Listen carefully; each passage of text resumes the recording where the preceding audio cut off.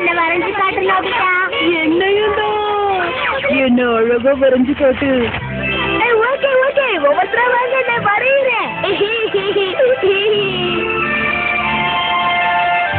வீட்டுக்கு வந்துட்டேன். நோபிட்டா, நீ உன்னோட எந்த ஹோம்வொர்க்கையும் முடிக்காம வெளியில போயிட்டல. இது நீங்கதாம்மா? இது உன்னோட மகன்தா? ரொம்ப அழகா இருக்கு. நோபிட்டா, உன்னை நினைச்சா எனக்கு ரொம்ப பெருமையா இருக்கு. எப்படியோ திட்டு வாங்குறது நான் தப்பிச்சுட்டேன். உன்னோட ஹோம்வொர்க் நீ செஞ்சியா இல்லையா? எனக்கு தெரியும்பா.